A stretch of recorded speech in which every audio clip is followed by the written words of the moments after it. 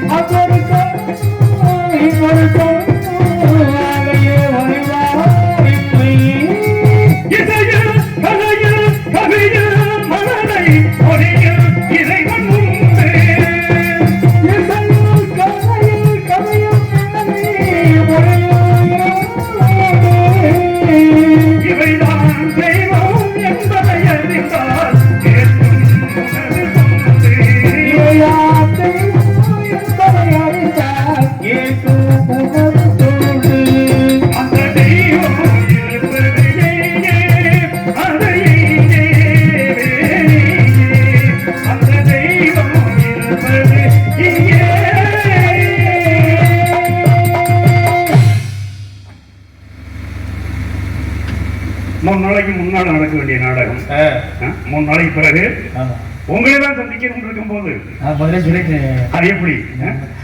அதாவது யாராரு எந்தெந்த மேடைக்கு வரணுமோ இன்னைக்குன்னு பாருங்க, எங்களுக்கு வரிசையா நாடகம் இருக்கு. இன்னைக்கு நாடகம் இல்லை. நேற்று அண்ணன் போன் பண்ணாரு, இன்னைக்கு இந்த எழுதி அடிச்சிட்டாங்க. அப்படியா? அண்ணன் வந்து நேற்று போன் பண்ணாரு, எனக்கு தேதி இருக்காங்க.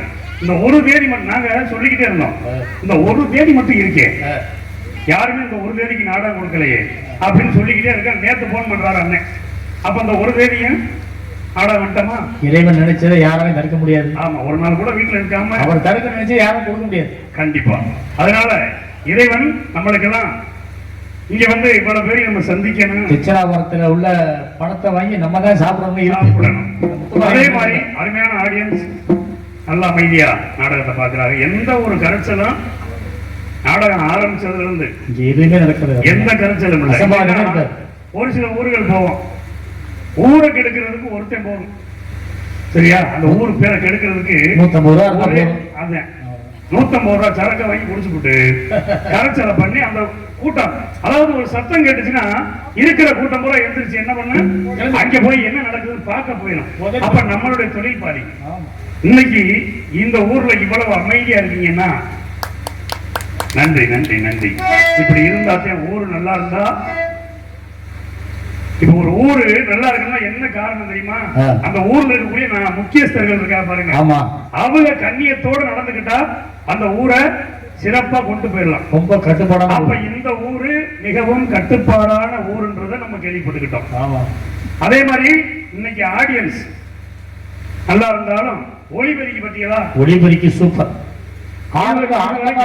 ஆனந்தமா இருக்கு ஆனந்தம். அதை கூட்டுங்க, இதை கூட்டுங்க, பேச வைங்க, கேள்வி வைங்க அப்படின்னு சொல்லாம நம்மளுக்கு என்ன தேவையோ ஆமா, அதை அப்பப்ப அவரை செஞ்சு சரி பண்ணிக்கிட்டு. முதல்ல இன்னொரு பையன் குழந்தை, இப்ப அவர் ஒன்றும் வேண்டாம். ஆனா அருமையா இருந்துச்சு. அருமை அருமை. நாடகம் ஆரம்பிச்சதுல இருந்து இது வரைக்கும்